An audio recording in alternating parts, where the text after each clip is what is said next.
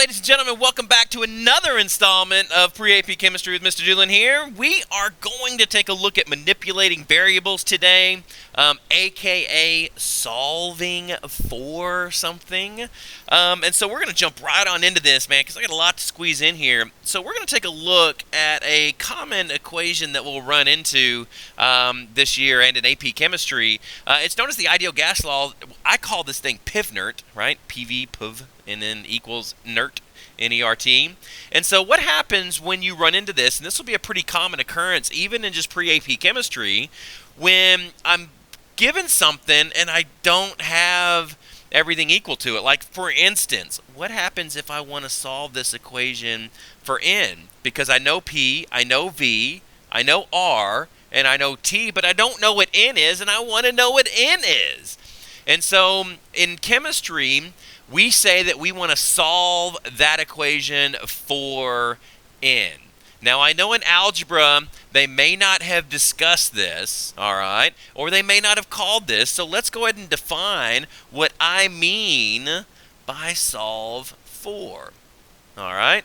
So when I say solve for, that means I want to get the variable that I'm interested in by itself and equal to everything else, all right? And so that means I want to get the variable that I'm interested in by itself and equal to everything else. And so if I'm looking at the equation here at PIV-NERT and I want to solve for N, that means I need to get the R and T over to the other side of the equation. Now, most of you have heard in algebra, and I know y'all went over this, that you just do what's the opposite function there, and if you do it to one side, you do it to the other, all right? So I'm going to go ahead and walk you through this just to remind you and make that link with you. So I'm looking at R. I'm going to go ahead and draw a line here. I'm looking at R. I want to move R. So I'm going to divide by R. Now, the basic fundamental here that we're going to look at, and I want you to write these basic fundamentals down. All right, the basic fundamental that we're doing first there by dividing R by R is that anything divided by itself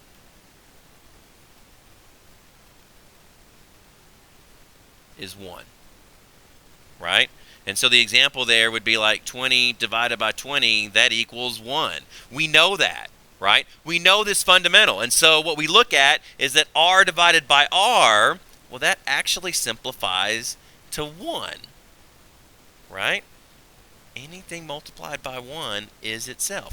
Now, also what you have to get in here is that if we do it to one side of the equation, we have to do it to the other. So if I'm going to divide that side by R, I'm going to divide the other side by R. And notice over here on the left side, it doesn't cancel itself out. It does not reduce to 1.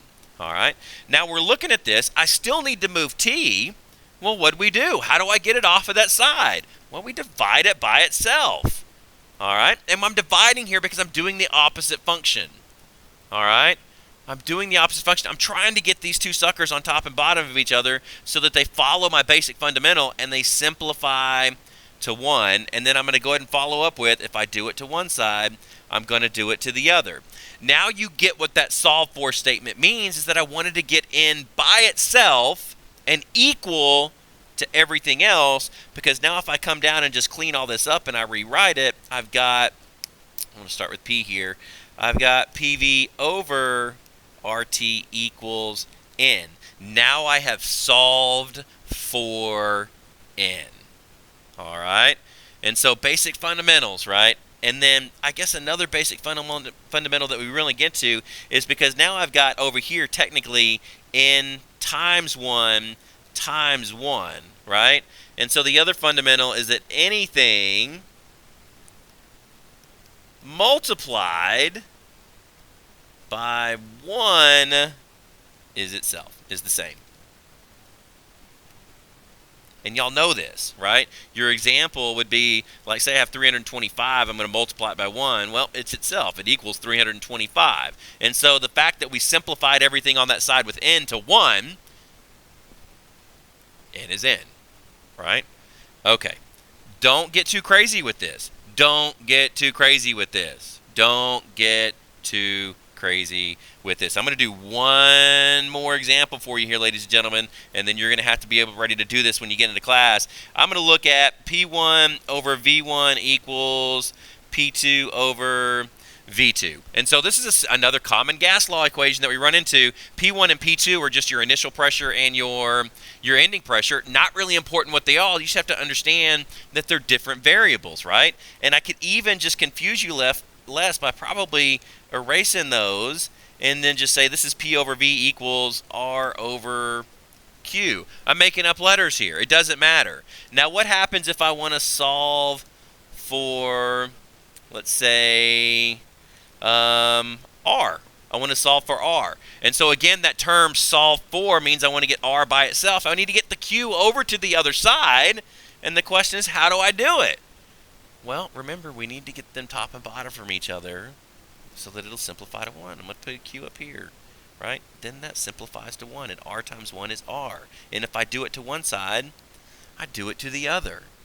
And so now I've got PQ over V equals R. I've solved. But this is the basic fundamental when I'm trying to solve for something, is I'm trying to get it by itself. Now, this is multiplication and division. What if I have addition and subtraction, Mr. Doolin? Well, now let's look at something. Let's have A plus B equals C plus D.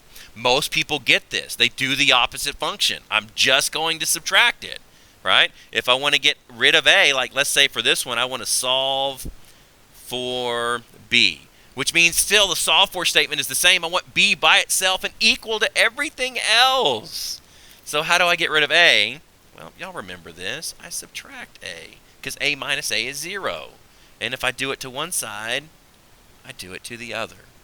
All right? And so don't get confused with multiplication, division, and addition and subtraction. And then when you get everything, like you end up with a problem that's got all of it together, we'll do some of those in class, and I'll show you it's not that complicated.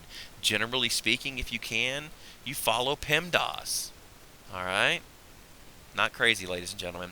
Hopefully you got all your questions answered. If not, make sure you write your questions down. Make sure you get your summary done. I will see you in class. We will discuss this, and we will do some examples. I'll see you there.